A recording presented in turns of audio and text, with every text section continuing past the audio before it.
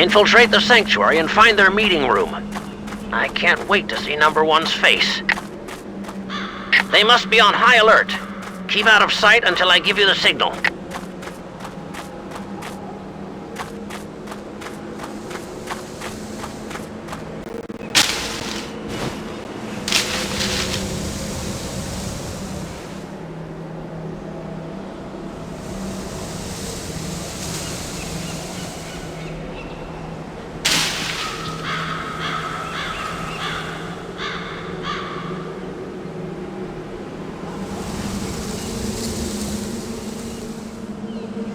No, the champagne still hasn't been delivered and I can't reach Mr. Willard.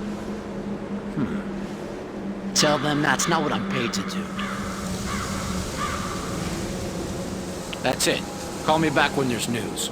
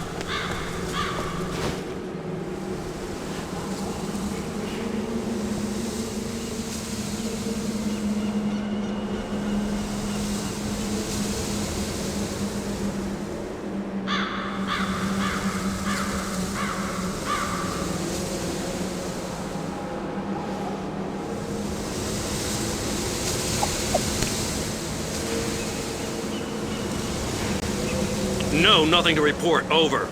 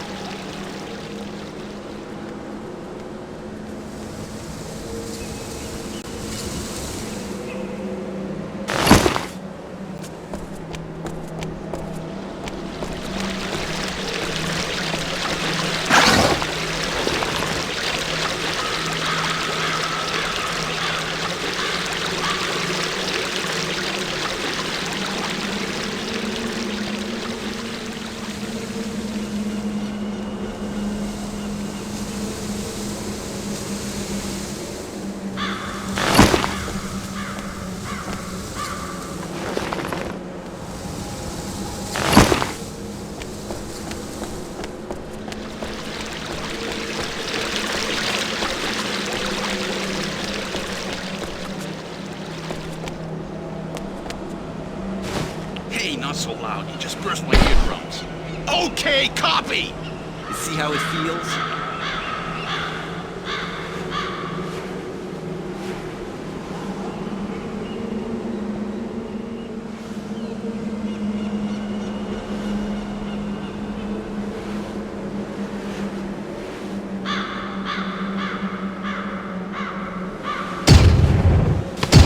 Send backup! Roland's here! Time to bag this guy!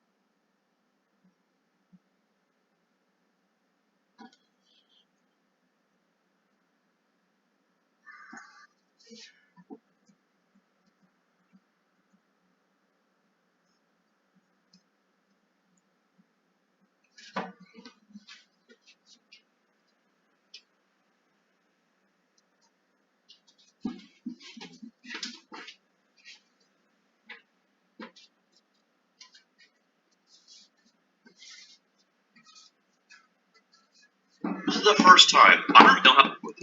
I haven't drawn it much. It's glaringly obvious. Then you look at it and you're like, well, duh, of course it's a terrible movie / game. No, it's not like that. Instead, this is Star Trek Insurrection. Hear me out. Wait, that's the wrong parallel. I didn't want to go with Star Trek Insurrection. I wanted to go with Star Trek First Contact. Excuse me. Star Trek Insurrection's probably tomorrow, assuming we beat Tactics today. No, this is Star Trek First Contact. Now, for those not aware, I actually really like Star Trek First Contact. But there's nothing really obviously glaringly wrong with First Contact. But if you really watch that film and you really analyze it, there are a lot of niggly details that are like, wait, what? Huh? Like, there's actually a couple scenes which literally look like they were edited improperly. Because it's like, here's something happening. Oh, look, nope. That doesn't make sense because this scene should have happened like 10 minutes from now, kind of a thing. And there's a lot of that in this game. I know this is a weird analogy, but basically, I don't mean in terms of the story. The story is actually pretty damn concrete. I am astonished at the level of work and effort that was put into the plot and of the construction of the world of Final Fantasy Tactics. But the gameplay. I mean, the fact that some enemies scale with your level, but others don't. So you have to level. Don't level too much. The fact that the most efficient method of leveling, jobs, quite literally involves going and fighting some goblins at the beginning part of the game and flinging rocks, you know? The fact that there's... So, okay, let me rewind for a second. I mentioned the FF5 thing.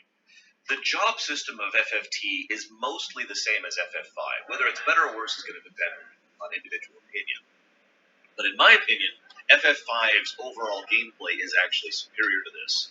The reason why is because FF5's job system was a neat system in its own right, but it was the fact that the world and the dungeons and the bosses and the enemies and the abilities were all designed in such a way that all of the jobs had use, and there were plenty of combos, and there were plenty of varieties of different strategies and varieties of different tactics when it came to strategies on your part and tactics on the boss's part when it came to FF5.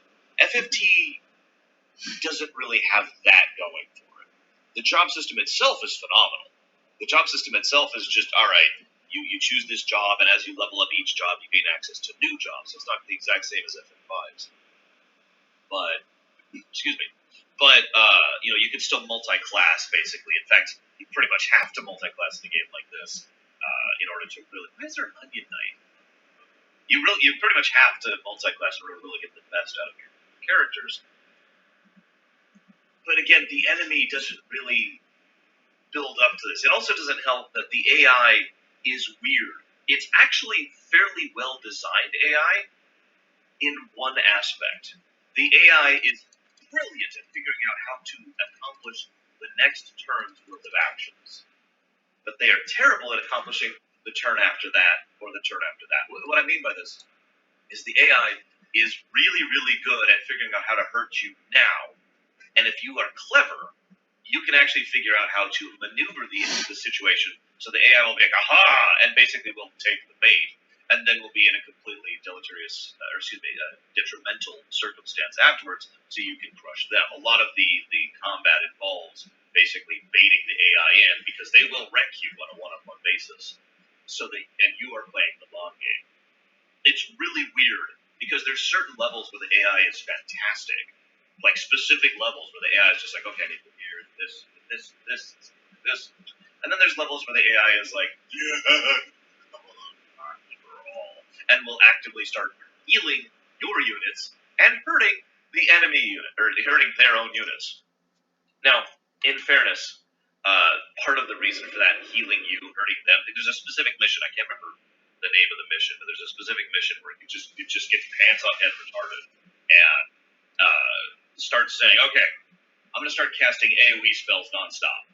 For those of you not aware of how this game plays, when you cast an AoE spell, you target either a unit, and it'll be around that unit, or a specific spot on the ground. So everyone in that spot gets healed or hurt. Now, ignoring those problems, and a couple of other problems, The game also kind of slogs, even on the PSP version, which is better in terms of load times. The game still kind of goes, ugh, like every action feels like it's just kind of lumbering forward, you know, and that causes issues and makes the game a little harder to endure. And there's some other complaints I have, but honestly, that's really a minor issue. I just wanted to mention that because we will be cheating our balls off for this particular game. In fact, I think, have a patch up on the PSP version which will reduce speed up animation times to help with some of that slog. It's about on the same level, Jack of all Keyblades. Yeah. So, a couple of other things here. Oh no, it's mega cheats, I'm pretty sure. There's a couple of things I also want to mention. Did you know that you can... No, that was actually a separate patch, apparently. There's a couple of things I want to talk about. So, first of all, this game...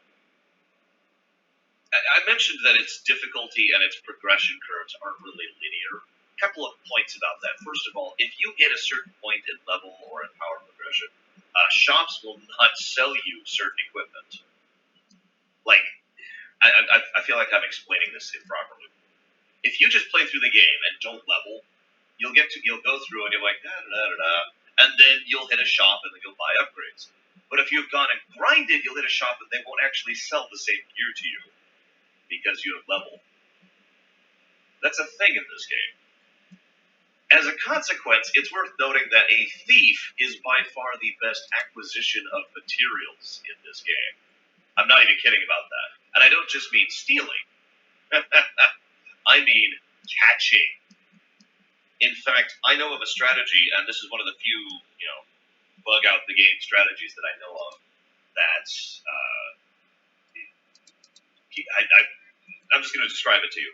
So you get a temporary character named Gafgarion, who we'll be talking about later, and you actually have control of Gafgarion for the first, 2 battles, I think.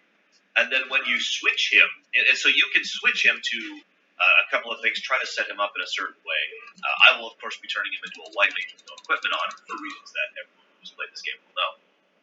But what you can do is you can have Gafgarion, and it's very difficult to pull off, but you basically get him to be a ninja before a certain mission happens when you fight him. And then he's a ninja, and ninjas throw things. And then you just sit there with your party of thieves catching everything he's throwing. And because he's the AI, he doesn't really run out of materials. So you just catch a whole bunch of nice stuff there.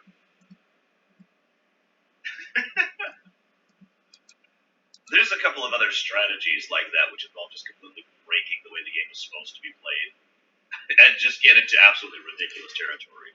But that whole thief catching thing, that is generally considered to be the most acceptable method by which you gain endgame gear.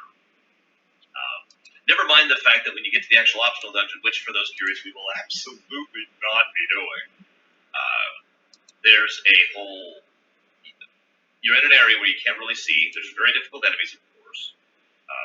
And there's one of 5 random tiles on the whole map, which is required to just find randomly and step on it, and your turn on it, in order to go and progress down further into the area. This is the method by which you get Zodiac. It was added for the PSP version. And I hate that dungeon, and I'm never doing it again. You're right, I probably shouldn't play Gafgarion straight, especially given his backstory. And thank you, I'm glad you like it, although I don't know who this Arch guy is, so I probably shouldn't even respond to you. But I have spent some time fiddling with my plugin there. Although, actually, I've received some complaints about the chat plugin recently, because apparently it's difficult to see who's actually saying what. And I've been thinking about changing it to make it a little more clear. Let me go ahead and explain one last thing, and then I'll finally start actually talking about the game. So,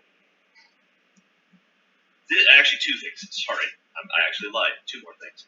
First of all, this game, I think, was either the game or was the second game where I started hating arbitrary failure in video gaming. What I mean by this is there are several missions, like the one where you have to rescue Rafa, where if X happens, you lose. Nothing else matters. Doesn't matter if you're crushing the enemy. Doesn't matter if you're way over leveled or whatever. If the enemy accomplishes blah, they win. Game over. Start the mission over. Right? There are several missions like that in Final Fantasy Tactics, and I have heard people argue the benefit of this kind of gameplay design, and I will never agree with it. Never. I will never agree with that mindset. I understand that some people are okay with that. I understand that it kind of makes sense in lore, but it aggravates the piss out of me because it feels like I'm trying to win a battle and the enemy is trying to win a match of find the flag. You know what I mean? It takes me out of the game. In addition to the fact that it arbitrarily makes me go, whoop, I lost, got to start over again. And the Rafa mission I mentioned earlier is probably the most egregious example of this because Rafa's AI, at least in the PS1 version, is literally suicide attack. There's a specific attack, a specific AI setting, I forget what it's called, but it is effectively suicidally attack. Just charge in without any regard to self or sanity. And she will do that, and if you don't get a turn before she does, it is legitimately possible to lose that map before you get a single action. And I have more than once. I think the actual first game that aggravated me on was TIE Fighter, believe it or not. I distinctly have memories of being in my TIE, chasing after some Y-Wings who are completely ignoring me as I'm destroying them, and completely ignoring the rest of the battle, and are just beelining for the cargo ships, firing missiles into them over and over. Right. Then you lose. Hate that kind of thing. And yeah, I like the idea of progressive fail states, which would have worked a lot better. Now, in some cases, that's not going to work, but oh no, we failed at such and such, so now we have a harder time of it, instead of just, you're dead. Yeah, I know it makes sense, the one. It's still really irritating. And I know it's realistic. That doesn't make it fun. Last thing I'm going to talk about. So, the way this game was sold to me was, it's made by the people who made Ogre Battle, to which my response was, yeah, sign me up. I actually played the crap out of Ogre Battle back on the SNES. I enjoyed the hell out of that game. And it's probably one of my first real introductions to a strategy game, although I didn't really think of it like that back then. I know, weird, but there it is.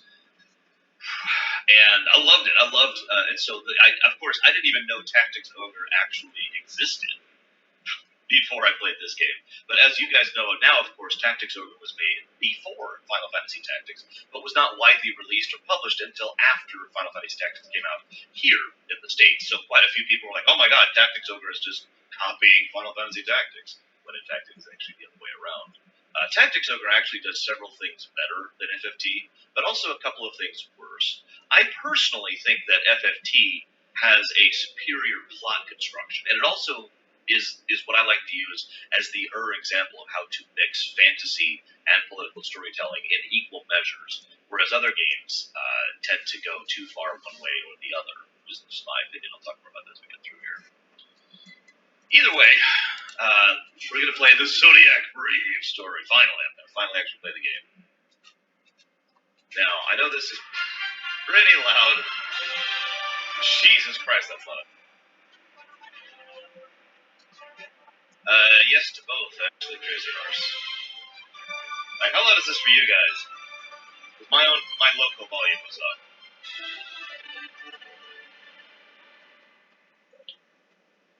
Probably Anthony. Disgaea? I have no opinion on Disgaea.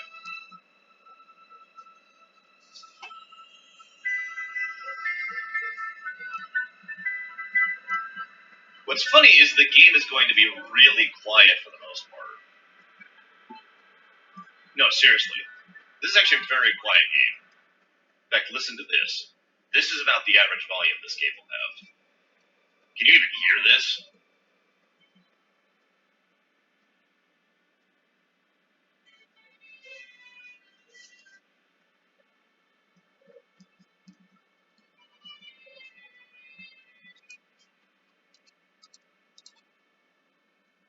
me turn it back up, because I did actually turn it down.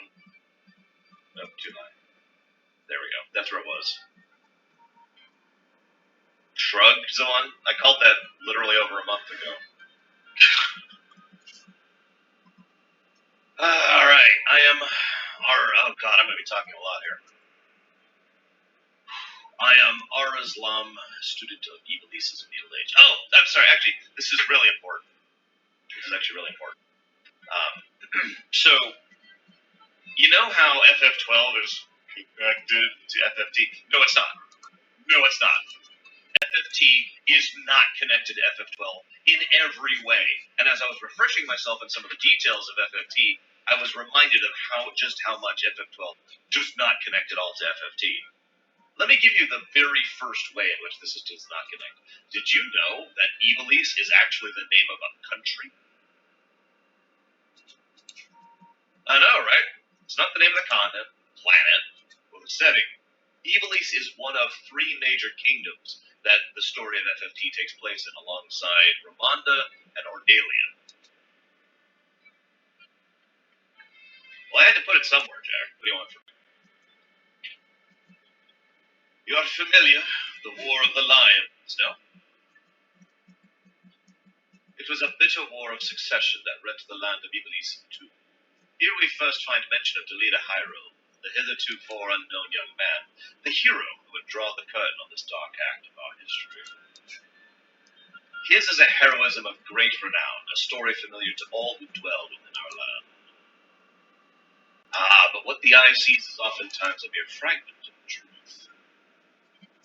There was another young man, the youngest of House, I don't know how to pronounce that, long famed for producing leaders of knights and men. There is no official record of the role he played on history's stage. However, according to the Jurai papers, the existence of which became known to the public only this last year, 400 years after the events of this game, they had long laid concealed in the church archives. This forgotten young man is in fact the true hero. The church maintains he was a heretic, inciter of unrest and a disturber of the peace. Which account is to be believed? Join me in my search to uncover the answer. But before we begin, I'd ask you to share with me your name and the date of your birth.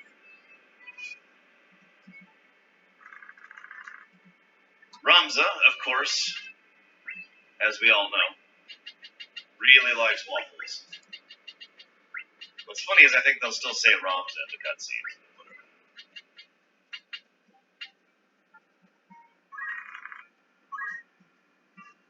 In my head, I've always said Beowulf, but I have no idea how it's supposed to be pronounced. I think they say it later on. What's today? 20th.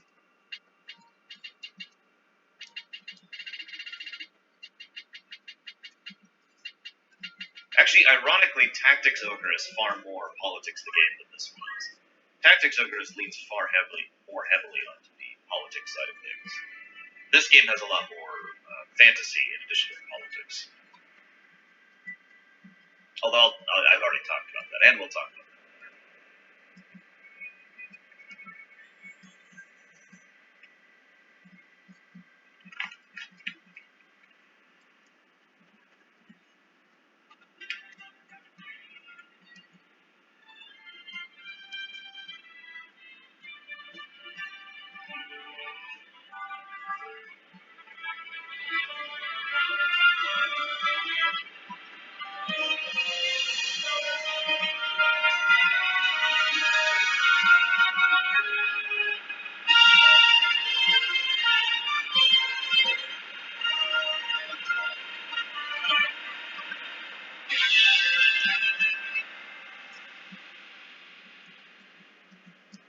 Agreed. I love these cutscenes.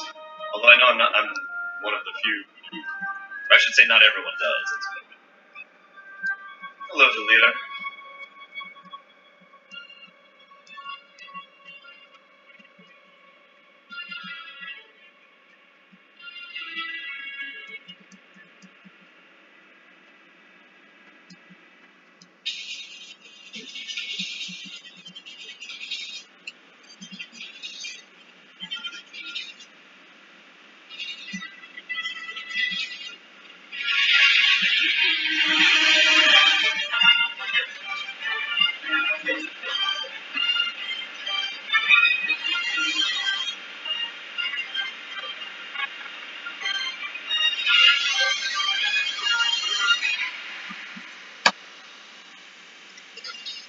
Delita is one of my favorite villains of all time, by the way, although I have to add an asterisk to that.